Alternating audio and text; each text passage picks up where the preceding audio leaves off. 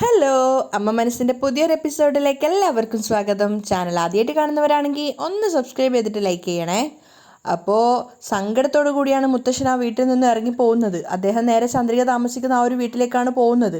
ആ സമയത്ത് മനോഹരൻ ചേച്ചിയോട് പറയുന്നുണ്ട്, അല്ല ചേച്ചി, ഈ ഒരു പ്രായത്തിൽ കാശിക്ക് പോകുന്ന അയാൾ എന്തിനാ വീണ്ടും തിരിച്ചു വരണം എന്ന് ആഗ്രഹിക്കുന്നത്? അയാൾക്ക് അവിടെ വെച്ച് തന്നെ മരിച്ചാൽ പോരെ? പക്ഷെ എന്തോ മനോഹരൻ സംസാരിക്കുന്നത് കേട്ടപ്പോൾ മേഘയ്ക്ക് ഒരു വല്ലായ്മയാണ് തോന്നുന്നത്. അവളുടെ മുഖത്ത് ആകെ ഒരു സങ്കടം ഉണ്ടായിരുന്നു. അപ്പോൾ മേഘയുടെ മുത്തശ്ശി പറയുന്നുണ്ട്, എടാ, നീ വിചാരിക്കുന്നത് പോലെ ഇയാളൊന്നും അങ്ങനെ പെട്ടെന്ന് ചാവില്ല. ഇനി കുറച്ചു നാൾ കഴിഞ്ഞിട്ട് നീയും കാശിയിലൊന്ന് ചെന്ന് നോക്ക്. അപ്പോൾ മനോഹരൻ ചോദിക്കുന്നുണ്ട്, ചേച്ചി, ഞാനെന്തിനാ കാശിക്ക് പോകുന്നത്? അയ്യോ, ഈ കിളവനെ അവിടെ ഏതെങ്കിലും ഒരു വെള്ളത്തിലിട്ട് മുക്കി കൊല്ലാൻ വേണ്ടിയിട്ട്. നീ ഒന്ന് പോ ചേച്ചി. മനോഹരൻ പറയാണ്, സ്വയമേ മരിക്കാൻ വേണ്ടി കാശിക്ക് പോകുന്ന ആ മനുഷ്യനെ ഞാനെന്തിനാ ചേച്ചി പോയിട്ട് വീണ്ടും കൊല്ലുന്നത്? അയാൾ അവിടെ വെച്ച് തന്നെ മരിച്ചോളും. എല്ലാം കേട്ടു നിന്ന മേഘയും ദേഷ്യത്തോടെ പറയുന്നുണ്ട്, ഒന്ന് കുറച്ചു നേരം മിണ്ടാതെ നിൽക്കുമോ? അദ്ദേഹം എത്രത്തോളം ശപിച്ചിട്ടാ പോയത്? അതിനെപ്പറ്റിയൊന്നും നിങ്ങൾക്ക് രണ്ടുപേർക്കും ഒരു ചിന്തയും ഇല്ലേ? അപ്പോൾ അവളുടെ മുത്തശ്ശി പറയാണ്, ഈ കിളവൻ്റെ ശാപമൊന്നും നമുക്കൊന്നും സംഭവിക്കില്ല. മനോഹരൻ ചേച്ചിയെ സപ്പോർട്ട് ചെയ്യാണ്. അപ്പോൾ മുത്തശ്ശി പറയുന്നുണ്ട്, നീ ഒന്നുകൊണ്ടും ഭയപ്പെടേണ്ട മേഘ. ഈ വീട്ടിൽ ഒരു ശകുനിയായിട്ടുണ്ടായിരുന്നത് അയാൾ മാത്രമാണ്. അവസാനം അയാളും പോയി. ഇനി നമുക്ക് സമാധാനത്തോടെ ഇവിടെ ജീവിക്കാം. സന്തോഷത്തോടെ ചിരിച്ചുകൊണ്ടാണ് അവർ പറയുന്നത്. പക്ഷെ മേഘയ്ക്കെന്തോ അദ്ദേഹം ആ ശപിച്ചുപോയ വാക്കുകളൊക്കെ മനസ്സിൽ കിടക്കുന്നുണ്ടായിരുന്നു. അപ്പോൾ മനോഹരൻ പറഞ്ഞു കൊടുക്കുകയാണ്, ചേച്ചി, ഇത് മാത്രം പോരാ ചേച്ചി, ഇതുപോലെ തന്നെ 3-4 ശകുനികൾ വെളിയിലും ഉണ്ട്. അവരെയും കൂടി നമ്മളിവിടുന്ന് അടിച്ചു തുരത്തണം. അപ്പം മാത്രമേ നമുക്ക് മുഴുവനായിട്ട് സന്തോഷവും സമാധാനവും കിട്ടുകയുള്ളൂ. ഇവരൊക്കെ എന്താ ഇങ്ങനെ സംസാരിക്കുന്നതെന്നാണ് മേഘ ചിന്തിക്കുന്നത്. അപ്പോൾ അവളുടെ മുത്തശ്ശി പറയുന്നുണ്ട്, അതും എത്രയും പെട്ടെന്ന് നടക്കും. മനോഹരനും അയാളുടെ ചേച്ചിക്കും അത് ആലോചിക്കുമ്പോൾ തന്നെ ഒത്തിരി സന്തോഷമാവുകയാണ്. പക്ഷേ മേഘയ്ക്ക് വല്ലാത്തൊരു വിഷമം തോന്നുന്നുണ്ടായിരുന്നു അദ്ദേഹം അങ്ങനെ ഇറങ്ങിപ്പോയതുകൊണ്ട്. അതേസമയം സിദ്ധാർത്ഥ് ഉൾപ്പെടെ എല്ലാവരും ചന്ദ്രികയുടെ വീട്ടിലാണുള്ളത്. സിദ്ധാർത്ഥും മഹേന്ദ്രനും ലക്ഷ്മിയും ചന്ദ്രികയും ഒക്കെ തന്നെ കോടതിയിൽ വെച്ച് നടന്ന സംഭവങ്ങളും അതിനുശേഷം ജാനകിയുടെ ജീവിതത്തിൽ സംഭവിച്ചതും ഒക്കെ ആലോചിച്ച് വിഷമത്തോടെയാണ് നിൽക്കുന്നത്. ആ സമയത്താണ് മുത്തശ്ശൻ അങ്ങോട്ടേക്ക് കയറി ചെല്ലുന്നത്. മുത്തശ്ശനെ കണ്ടപ്പോൾ സിദ്ധാർത്ഥാണ് മഹേന്ദ്രന് കാണിച്ചു കൊടുക്കുന്നത്. മുത്തശ്ശൻ അദ്ദേഹത്തെ കണ്ടതും എല്ലാവരും ബഹുമാനത്തോടെ എഴുന്നേറ്റ് നിൽക്കുകയാണ്. വാ അച്ഛാ, മഹേന്ദ്രൻ ക്ഷണിക്കുന്നുണ്ടായിരുന്നു. അപ്പോൾ മഹേന്ദ്രൻ്റെ അടുത്ത് പോയിട്ട് അദ്ദേഹം പറയാണ്, മോനെ മഹേന്ദ്ര, ഇതിനു ശേഷവും ഞാൻ ആ വീട്ടിൽ താമസിച്ചാൽ എനിക്ക് യാതൊരു മര്യാദയും കിട്ടില്ല. ഞാൻ ആ വീട് വിട്ട് പോവുകയാണ് മോനെ. അത് കേട്ടത് അവരെല്ലാവരും ഒരുപോലെ ഞെട്ടിയിട്ടുണ്ടായിരുന്നു. അപ്പോൾ അദ്ദേഹം സങ്കടത്തോടെ പറയുന്നുണ്ട്, നിന്റെ സഹോദരിയായിട്ടുള്ള ജാനകി ആ മേഘയാണ് വിശ്വസിക്കുന്നത്. എത്രയും പെട്ടെന്ന് മേഘയുടെ ചതികൾ ജാനകിക്ക് ദൈവം തന്നെ കാണിച്ചു കൊടുക്കും. പക്ഷേ അതിനു മുൻപായിട്ട് ഞാൻ കാശിക്ക് പോവുകയാണ് മോനെ. അദ്ദേഹം സങ്കടത്തോടെ പറഞ്ഞത് കേട്ടതും എല്ലാവരും ഒരുപോലെ ഞെട്ടുന്നുണ്ട്. മാത്രമല്ല മഹേന്ദ്രൻ ചോദിക്കുന്നുണ്ട്, അച്ഛാ, ഇപ്പം എന്തിനാ കാശിക്ക് പോകുന്നത് അച്ഛാ? എവിടെയും പോവണ്ട അച്ഛാ, ഈ വീട്ടിൽ നമുക്ക് താമസിക്കാം. അപ്പം അദ്ദേഹം പറയുന്നുണ്ട്, ആ വീട് ഇനി എന്ന് തിരിച്ച് നിന്റെ പേരിലാവുന്നുവോ അന്ന് ഞാൻ ജീവനോടെ ഉണ്ടെങ്കിൽ ഞാൻ തിരിച്ചു വരാം. അച്ഛാ, എന്തിനാ അച്ഛാ ഇങ്ങനെയൊക്കെ സംസാരിക്കുന്നത്? മഹേന്ദ്രൻ സങ്കടത്തോടെ ചോദിക്കുകയാണ്. അപ്പം അദ്ദേഹം പറയുന്നുണ്ട്, ഇതിനു ശേഷവും ഇനി ആ വീട്ടിൽ താമസിക്കാൻ എന്നെ കൊണ്ട് സാധിക്കില്ല. അവിടെ ജീവിക്കുന്ന ഓരോ നിമിഷവും എനിക്ക് നരകവേദനയായിട്ടാണ് തോന്നുന്നത്. നമ്മളെ എല്ലാവരെയും ചതിച്ചിട്ട് ആ മേഘയും മരതകവും തീർച്ചയായിട്ടും നന്നായിട്ട് ജീവിക്കാൻ പോകുന്നില്ല. അദ്ദേഹത്തിൻ്റെ വാക്കുകൾ കേട്ട സമയത്ത് മഹേന്ദ്രനും ലക്ഷ്മിക്കൊക്കെ സങ്കടമാവുന്നുണ്ടായിരുന്നു. അതിനുശേഷം അദ്ദേഹം സിദ്ധാർത്ഥിനോട് പറയുന്നുണ്ട്, മോനെ സിദ്ധാർത്ഥ്, ഏതൊരവസ്ഥയിലും നീ മഹേന്ദ്രനും ലക്ഷ്മിയെയും വിട്ടു പോവരുത്. ഇവർക്ക് എപ്പോഴും നീ തുണയായിരിക്കണം. അതിനുശേഷം ചന്ദ്രികയെ നോക്കിക്കൊണ്ട് അദ്ദേഹം കരഞ്ഞുകൊണ്ട് സിദ്ധാർത്ഥിനോട് പറയാണ്, ചന്ദ്രികയെ നീ തന്നെ കല്യാണം കഴിക്കണം മോനെ. സിദ്ധാർത്ഥ് കരഞ്ഞുകൊണ്ടിരിക്കുന്ന അദ്ദേഹത്തിൻ്റെ കൈകൾ ചേർത്ത് പിടിച്ചുകൊണ്ട് പറയുന്നുണ്ട്, തീർച്ചയായിട്ടും മുത്തശ്ശ. അദ്ദേഹത്തിന് അത് കേട്ടപ്പോൾ സന്തോഷവും സമാധാനവും ആവുകയാണ്.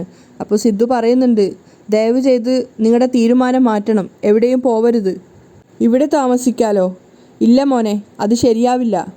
അതിനുശേഷം അദ്ദേഹം ചന്ദ്രികയുടെ അടുത്ത് പോയിട്ട് ചന്ദ്രികയോട് പറയുന്നുണ്ട്, ചന്ദ്രിക, എനിക്ക് മോളുടെ മേൽ വിശ്വാസമുണ്ട്. നീ മഹേന്ദ്രനെ പോലെ കഠിനാധ്വാനിയായിട്ട് ബിസിനസ്സിൽ വളരെയധികം മുന്നിലെത്തും. ചന്ദ്രിക സങ്കടത്തോടെ അദ്ദേഹത്തെ നോക്കുമ്പോൾ അദ്ദേഹം പറയുന്നുണ്ട്, ആ മേഘയെ നീ ജയിക്കണം, അതാണ് ഈ മുത്തശ്ശൻ്റെ ആഗ്രഹം. ചന്ദ്രികയുടെയും കണ്ണ് നിറയുന്നുണ്ടായിരുന്നു. അവൾ അദ്ദേഹത്തിൻ്റെ കൈകൾ ചേർത്ത് പിടിച്ചുകൊണ്ട് പറയുന്നുണ്ട്, തീർച്ചയായിട്ടും മുത്തശ്ശ, നിങ്ങളുടെ അനുഗ്രഹത്തോടെ നിങ്ങളുടെ ആഗ്രഹം ഞാൻ നിറവേറ്റും. അദ്ദേഹത്തിന് ആ വാക്കുകൾ കേട്ടപ്പോഴാണ് സമാധാനമായത്. ശേഷം ലക്ഷ്മിയുടെ അടുത്ത് വന്നിട്ട് ലക്ഷ്മിയോട് പറയുന്നുണ്ട്, മോളെ ലക്ഷ്മി, മഹേന്ദ്രനെ നന്നായിട്ട് നോക്കണം. നീയും മനസ്സ് വിഷമിക്കാതെ നന്നായിട്ടിരിക്ക്. നമുക്ക് നല്ലതേ സംഭവിക്കുള്ളൂ എന്ന് വിശ്വസിക്ക്. ലക്ഷ്മി കരഞ്ഞുകൊണ്ട് അത് സമ്മതിക്കുകയാണ്. ശേഷം മലറിൻ്റെ അടുത്ത് പോയിട്ട് മലറിനെ ചേർത്ത് പിടിച്ച് അദ്ദേഹം നെറ്റിയിലൊരു ചുംബനം കൊടുക്കുകയാണ്. എന്നിട്ട് പറയുന്നുണ്ട്, നന്നായിട്ട് പഠിക്കണം മോളെ, അമ്മ പറയുന്നതൊക്കെ അനുസരിക്കണം. ശരി മുത്തശ്ശ, മലരും പറയുന്നുണ്ട്. ശേഷം അദ്ദേഹം ചന്ദ്രികയുടെ അടുത്ത് പോയിട്ട് പോക്കറ്റിൽ വെച്ചിട്ടുണ്ടായിരുന്ന അദ്ദേഹത്തിൻ്റെ ഭാര്യയുടെ താലി എടുക്കുകയാണ്. എന്നിട്ട് ചന്ദ്രികയോട് പറയുന്നുണ്ട്, മോളെ ചന്ദ്രിക, ഇത് നിൻ്റെ മുത്തശ്ശിയുടെ കഴുത്തിലുണ്ടായിരുന്ന താലിയാണ്. ഇത് അവളുടെ ഓർമ്മയ്ക്ക് വേണ്ടി ഇത്രയും കാലം ഞാൻ സൂക്ഷിച്ചതാണ്. ഇനി ഇത് നിൻ്റെ കയ്യിൽ വെക്കണം എന്ന് പറഞ്ഞിട്ട് അത് ചന്ദ്രികയ്ക്ക് കൊടുക്കുകയാണ്. ഇത് നിനക്ക് അവകാശപ്പെട്ടതാണ്. അത് വാങ്ങിക്കുമ്പോൾ ചന്ദ്രികയുടെ കണ്ണ് നിറയുന്നുണ്ടായിരുന്നു, അതുപോലെ തന്നെ ലക്ഷ്മിയുടെയും മഹേന്ദ്രൻ്റെയും. അതിനുശേഷം അദ്ദേഹം എല്ലാവരുടെയും മുഖത്ത് നോക്കിയിട്ട് വീണ്ടും പറയാണ്, എല്ലാവരും ഞാൻ അനുഗ്രഹിക്കുകയാണ്, ഞാൻ പോവാണ്. അവസാനം മഹേന്ദ്രനും ലക്ഷ്മിയും അദ്ദേഹത്തിൻ്റെ അടുത്ത് വന്നിട്ട് അദ്ദേഹത്തിൻ്റെ അനുഗ്രഹം കാല് തൊട്ട് വാങ്ങിക്കുകയാണ്. അദ്ദേഹം അവരെ അനുഗ്രഹിക്കുന്നുണ്ട്. അത് കണ്ടിട്ട് ചന്ദ്രികയും മലരും പറയുന്നുണ്ട്, ഞങ്ങളെ അനുഗ്രഹിക്കണം മുത്തശ്ശാന്ന്. അപ്പോൾ അത് കേട്ടപ്പോൾ തന്നെ സിദ്ധാർത്ഥും ആ കൂട്ടത്തിൽ അദ്ദേഹത്തിൻ്റെ കാൽക്കൽ തൊട്ട് തൊഴുവാണ്. അവരെയും അദ്ദേഹം അനുഗ്രഹിക്കുന്നുണ്ട്. ചന്ദ്രികയും സിദ്ധാർത്ഥിനെയും മലറിനെയും അനുഗ്രഹിച്ചതിന് ശേഷം അദ്ദേഹം അവരോട് രണ്ടുപേരോടായിട്ട് പറയുന്നുണ്ട്, രണ്ടുപേരും കല്യാണം കഴിച്ച് സന്തോഷമായിട്ട് ജീവിക്കണം. ഹൃദയം പൊട്ടുന്ന സങ്കടത്തോടെയാണ് അദ്ദേഹം അവിടെ നിന്ന് ഇറങ്ങിപ്പോകുന്നത്. സിദ്ധാർത്ഥ അദ്ദേഹത്തെ കെട്ടിപ്പിടിക്കുന്നുണ്ടായിരുന്നു. കരഞ്ഞുകൊണ്ട് തന്നെ അദ്ദേഹം അവരൊക്കെ മുഖത്തേക്ക് നോക്കിയിട്ട് അവിടെ നിന്ന് ഇറങ്ങുകയാണ്. അവരെല്ലാവരും അദ്ദേഹത്തിൻ്റെ പിന്നാലെ അദ്ദേഹത്തെ യാത്രയാക്കാൻ വേണ്ടി വന്നിട്ടുണ്ടായിരുന്നു. പിന്നീട് ആരുടെയും മുഖത്ത് നോക്കാതെ അദ്ദേഹം അവിടുന്ന് പെട്ടിയെടുത്ത് പോകുന്നതാണ്. കുറച്ചു ദൂരം മുന്നോട്ട് പോയതിനു ശേഷം അദ്ദേഹം തിരിഞ്ഞ് അവരൊക്കെ വീണ്ടും നോക്കുന്നുണ്ടായിരുന്നു. ആ വീടും ആ ഒരു പരിസരവും അതുപോലെ തന്നെ അവരെ എല്ലാവരെയും കണ്ടപ്പോൾ അദ്ദേഹത്തിൻ്റെ കണ്ണ് വീണ്ടും നിറയാണ്. കണ്ണട ഊരിക്കൊണ്ട് അദ്ദേഹം കണ്ണ് തുടക്കുക. അതിനുശേഷം വീണ്ടും അതുപോലെ തന്നെ കണ്ണട വെച്ചിട്ടാണ് അവിടുന്ന് പോകുന്നത്. അദ്ദേഹം പോയതിനു ശേഷം ചന്ദ്രികയും മലരും മഹേന്ദ്രനും ലക്ഷ്മിയും സിദ്ധുവും ഒക്കെ കരയാണ്. പിറ്റേന്ന് കാറിൽ യാത്ര ചെയ്തുകൊണ്ടിരിക്കുകയാണ് മേഘ. അവൾ വളരെയധികം ഹാപ്പിയാണ്. ആ കാറിൽ തൊട്ട് അടുത്തായിട്ട് തന്നെ അവളുടെ അച്ഛനുണ്ട്, പിന്നിലായിട്ട് സഹോദരങ്ങളും. അപ്പോൾ മേഘയുടെ സന്തോഷവും അവളുടെ ആ ഒരു എങ്ങോട്ടേക്കാണ് കൂട്ടിക്കൊണ്ടു പോകുന്നതെന്ന് അറിയാത്തൊരു സർപ്രൈസ് ആയിട്ടുള്ള ആ ഒരു പോക്കൊക്കെ കണ്ടപ്പോൾ അദ്ദേഹം ചോദിക്കുന്നുണ്ട്, മേഘ നീ എങ്ങോട്ടേക്കാണ് ഞങ്ങളെ കൊണ്ടുപോകുന്നത് മോളെ? അവളുടെ സഹോദരങ്ങൾക്കും അതേ സംശയം തന്നെയാണ്, ചേച്ചി എങ്ങോട്ടേക്കാണ് കൊണ്ടുപോകുന്നതെന്ന്. അപ്പോൾ മേഘ അച്ഛനോട് പറയുന്നുണ്ട്, ടെൻഷൻ ആവാതെ അച്ഛാ, ഞാനിപ്പോൾ തന്നെ പറയാം, നിങ്ങൾക്കെല്ലാം ഒരു സർപ്രൈസ് ഉണ്ട്. അപ്പോൾ അനിയത്തി ചോദിക്കുകയാണ്, എന്താ ചേച്ചി സർപ്രൈസ്? പ്ലീസ് പറ ചേച്ചി. ഇനി ഒരു 5 മിനിറ്റ് കൂടി വെയിറ്റ് ചെയ്താൽ മതി. മേഘ പറഞ്ഞത് കേട്ടതും അച്ഛൻ സമ്മതിക്കുകയാണ്. അപ്പോൾ അനിയൻ വീണ്ടും ചോദിക്കുന്നുണ്ട്, അതിനും മാത്രം എന്താ ചേച്ചി സർപ്രൈസ്? ചേച്ചി എൻ്റെ മനസ്സിൽ എന്തൊക്കെയോ തോന്നുകയാണ്, ഒന്ന് പറയാമോ? അപ്പോൾ മേഘ പറയുന്നുണ്ട്, കുറച്ച് നേരം കൂടെ വെയിറ്റ് ചെയ്തൂടെ? മേഘ എങ്ങോട്ടേക്കാണ് കൊണ്ടുപോകുന്നതെന്ന് അവർക്ക് യാതൊരു ഐഡിയ ഉണ്ടായിരുന്നില്ല. കുറച്ചു ദൂരം കൂടെ മുന്നോട്ട് പോയതിനു ശേഷം മേഘ വണ്ടി സൈഡ് ഒതുക്കുകയാണ്. എന്നിട്ട് അവരോട് പറയുന്നുണ്ട്, ഇവിടെയാണ് ഇറങ്ങാൻ വേണ്ടിയിട്ട്. അവർ ചുറ്റിലും നോക്കുന്നുണ്ട്, അവർക്ക് ആ ഒരു പ്രദേശം പരിചയം പോലും ഇല്ല. പക്ഷേ മേഘ ഒരു ഫ്ലാറ്റിന് മുന്നിലായിട്ടാണ് ആ വണ്ടി നിർത്തിയിട്ടുണ്ടായിരുന്നത്. ശരിക്കും പറഞ്ഞാൽ അവിടെ ഒരു ഉദ്ഘാടനം പോലൊരു രീതിയിലായിട്ട് അലങ്കരിച്ചിട്ടുണ്ടായിരുന്നു. മുറ്റത്തൊരാൾ അവരെയും കാത്തു നിൽക്കുന്നുണ്ടായിരുന്നു. മേഘ അവരെ അകത്തേക്ക് ക്ഷണിച്ചതിന് ശേഷം അയാളോട് ചോദിക്കുന്നുണ്ട്, എല്ലാം റെഡിയാണോ? അതെ മാഡം, എല്ലാം റെഡിയാണ്. ആ ഫ്ലാറ്റിന് മുന്നിലായിട്ട് വന്ന് നിന്നിട്ടും അവർക്ക് കാര്യമൊന്നും മനസ്സിലാവുന്നില്ല. അപ്പോൾ ശരവണൻ വീണ്ടും ചോദിക്കുന്നുണ്ട്, എന്തിനാ മോളെ, എന്താ നീ ഉദ്ദേശിക്കുന്നത്? അപ്പോൾ മേഘ തൻ്റെ കയ്യിലിരിക്കുന്ന ആ ഒരു പാത്രത്തിൽ നിന്നും കത്രിക എടുത്ത് കൊടുക്കുകയാണ്. എന്നിട്ട് പറയുന്നുണ്ട്, ആ റിബണ് കട്ട് ചെയ്യാൻ വേണ്ടിയിട്ട്. അവളുടെ സഹോദരങ്ങളും പരസ്പരം മുഖത്തോട് മുഖം നോക്കുകയാണ്. ചേച്ചി എന്താ ഉദ്ദേശിക്കുന്നതെന്ന് അവർക്കും മനസ്സിലാവുന്നില്ല. അപ്പോൾ ശരവണനും സംശയത്തോട് ചോദിക്കുന്നുണ്ട്, എന്തിനാ മോളെ എന്നോട് റിബണ് കട്ട് ചെയ്യാൻ പറയുന്നത്? എനിക്ക് ഒന്നും മനസ്സിലാവുന്നില്ല മോളെ. അത് കേട്ട് സന്തോഷത്തോടെ മേഘ പറയുന്നുണ്ട്, ഞാൻ ഈ ഫ്ലാറ്റ് നിങ്ങൾക്ക് വേണ്ടി വാങ്ങിയതാണ്. അത് കേട്ടത് അവളുടെ സഹോദരങ്ങൾ തന്നെ പരസ്പരം അന്താളിച്ചു പോവുകയാണ്. അവർ പരസ്പരം മുഖത്തോട് മുഖം നോക്കുന്നുണ്ട്. അപ്പോൾ ശരവണൻ മേഘയോട് ചോദിക്കുകയാണ്, നീ എന്താ പറഞ്ഞത് മോളെ? അതെ അച്ഛാ, നിങ്ങളും എത്ര കാലമാണ് വാടക വീട്ടിൽ കഷ്ടപ്പെട്ട് താമസിക്കുക, അതുകൊണ്ടാണ് നിങ്ങൾക്ക് സ്വന്തമായിട്ടൊരു ഫ്ലാറ്റ് വാങ്ങിയത്. ശരവണനും മക്കൾക്കും സന്തോഷം പറഞ്ഞറിയിക്കാനാവാത്തതായിരുന്നു. അപ്പോൾ മേഘ അച്ഛനോട് പറയുന്നുണ്ട്, ഇനി അങ്ങോട്ട് നിങ്ങൾക്കിവിടെ സമാധാനത്തോടെ ജീവിക്കാം. ശരവണൻ്റെ കണ്ണ് നിറഞ്ഞിട്ട് അയാൾ കണ്ണ് തുടക്കുകയാണ്. എന്നിട്ട് മേഘയോട് പറയുന്നുണ്ട്, മോളെ മേഘ, എനിക്ക് എന്താ പറയേണ്ടതെന്ന് അറിയില്ല. നന്നായി വരട്ടെ മോളെ, നന്നായി വരട്ടെ. അദ്ദേഹം അവളെ അനുഗ്രഹിക്കുകയാണ്. അപ്പോൾ അനിയനും പറയുന്നുണ്ട്, ചേച്ചി സർപ്രൈസ് ഉണ്ടെന്ന് പറഞ്ഞപ്പോൾ ഞങ്ങൾ വല്ല ഫുഡും ആണെന്ന് കരുതി. പക്ഷേ ഇത് ഞങ്ങൾ സ്വപ്നത്തിൽ പോലും പ്രതീക്ഷിച്ചില്ല. ഞങ്ങളെക്കൊണ്ടിത് വിശ്വസിക്കാനേ സാധിക്കുന്നില്ല. ഒരുപാട് നന്ദിയുണ്ട് ചേച്ചി. അവളുടെ അനിയത്തിയും പറയുകയാണ്. അതിനുശേഷം അവർ പരസ്പരം കെട്ടിപ്പിടിക്കുന്നുണ്ട്. അതുപോലെ അനിയനാണെങ്കിൽ അവൾക്ക് കൈ കൊടുക്കുകയാണ് നന്ദി പറഞ്ഞിട്ട്. അപ്പോൾ ശരവണൻ കണ്ണുനീരൊക്കെ തുടക്കുന്നുണ്ട്. അപ്പോൾ മേഘ പുഞ്ചിരിച്ചുകൊണ്ട് അവളുടെ അച്ഛനോട് പറയാണ്, അച്ഛാ ഇന്നാ ഈ റിബണ് മുറിക്ക്. അപ്പോൾ അദ്ദേഹം മകളുടെ തലയിൽ കൈവച്ച് അനുഗ്രഹിച്ചിട്ടാണ് കത്രിക എടുത്തിട്ട് ആ റിബണ് കട്ട് ചെയ്യുന്നത്. ഒരു ഉദ്ഘാടനം നടന്ന പ്രതീതിയായിരുന്നു അവർക്ക്. അവരെല്ലാവരും കൈയടിച്ച് സന്തോഷം അറിയിക്കുകയാണ്. അതിനുശേഷം എല്ലാവരും ഫ്ലാറ്റിനകത്തേക്ക് കയറുന്നുണ്ട്. ഫുൾ ഫർണിഷ്ഡായ ഒരു ഫ്ലാറ്റായിരുന്നു അത്. ആ ഫ്ലാറ്റിനകത്തുള്ള കോസ്റ്റ്ലിയായ സാധനങ്ങൾ കാണുമ്പോൾ തന്നെ അവരെല്ലാവരും ചുറ്റിലും നോക്കുകയാണ്. മാത്രമല്ല അവിടെ അനിയൻ പറയുന്നുണ്ട്, ചേച്ചി ഈ ഫ്ലാറ്റ് സൂപ്പറായിട്ടുണ്ട് ചേച്ചി. അപ്പോൾ മേഘയും പുഞ്ചിരിച്ചുകൊണ്ട് അനിയനോട് പറയാണ്, ഫുള്ള് ഫർണിഷ് ചെയ്ത ഫ്ലാറ്റാണ്, ഒന്നും നമ്മൾ പുതുതായിട്ട് വാങ്ങിക്കേണ്ട ആവശ്യമേ വന്നിട്ടില്ല, ജസ്റ്റ് നിങ്ങൾ വന്ന് താമസിച്ചാൽ മാത്രം മതി. അത് കേട്ട് അവർ 3 പേരും തലയാട്ടി സമ്മതിക്കുകയാണ്. അതിനുശേഷം ശരവണൻ മേഘയോട് പറയുന്നുണ്ട്, മേഘ ഇതെൻ്റെ ഒരുപാട് നാളത്തെ സ്വപ്നമായിരുന്നു, എനിക്ക് വല്ലാത്ത സന്തോഷം തോന്നുകയാണ്, എനിക്കിത് വിശ്വസിക്കാനേ സാധിക്കുന്നില്ല. കാരണം എൻ്റെ 25 വർഷത്തെ ആഗ്രഹമായിരുന്നു ഇത്, നീ കാരണമാണ് അത് എനിക്ക് നിറവേറ്റാൻ സാധിച്ചത്. അത് പറഞ്ഞു കഴിഞ്ഞപ്പോഴേക്കും അയാളുടെ കണ്ണ് വീണ്ടും നിറയുകയാണ്. അപ്പോൾ മേഘ അച്ഛനോട് പറയുന്നുണ്ട്, എന്താ അച്ഛാ കണ്ണൊക്കെ കലങ്ങിയിരിക്കുന്നത്, ഇനി അങ്ങോട്ട് സുരേന്ദ്രൻ്റെയും പൂജയുടെയും കൂടെ നിങ്ങൾ സമാധാനത്തോടെ ഇവിടെ ജീവിക്കണം. അപ്പോൾ ശരവണൻ മേഘയുടെ കൈകൾ ചേർത്ത് പിടിച്ചുകൊണ്ട് പറയുന്നുണ്ട്, ഇത് മതി മോളെ, ഞങ്ങൾക്ക് സ്വന്തമായിട്ട് വീട് വാങ്ങി തന്നില്ലേ, അതുപോലെ തന്നെ നിൻ്റെ സഹോദരങ്ങൾക്ക് 2 പേർക്കും നിൻ്റെ കമ്പനിയിൽ എന്തെങ്കിലും ഒരു നല്ല ജോലി വാങ്ങിക്കൊടുക്ക്. അപ്പോൾ മേഘ അച്ഛനോട് പറയുന്നുണ്ട്, അതിനെക്കുറിച്ച് ആലോചിച്ച് അച്ഛൻ ടെൻഷൻ ആവേണ്ട കാര്യമേ ഇല്ല, ഞാൻ നല്ല ജോലി തന്നെ അവർക്ക് കൊടുക്കുള്ളൂ. അത് കേട്ടത് അവർക്കും 2 പേർക്കും സന്തോഷമാവുന്നുണ്ട്. അപ്പോൾ ശരവണൻ മേഘയോട് പറയുന്നുണ്ട്, മേഘ നീ സിദ്ധാർത്ഥിനെ കല്യാണം കഴിച്ച് സന്തോഷത്തോടെ എല്ലാ സ്വത്തിൻ്റെയും അധിപയായിട്ട് ജീവിക്കണം. ആ ഒരു നിമിഷത്തെക്കുറിച്ച് ആലോചിച്ചപ്പോൾ മേഘയ്ക്കും വല്ലാത്ത സന്തോഷം തോന്നുകയാണ്. അവൾ അച്ഛനോട് പറയുന്നുണ്ട്, അത് എത്രയും പെട്ടെന്ന് തന്നെ നടക്കും. ഒരു നല്ല നാൾ നോക്കി ഈ വീട്ടിൽ പാല് കാച്ചിയിട്ട് നിങ്ങൾ താമസം ആരംഭിച്ചോളൂ. ശരി മോളെ. ശരി, അങ്ങനെയാണെങ്കിൽ ഞാൻ പോട്ടെ അച്ഛാ.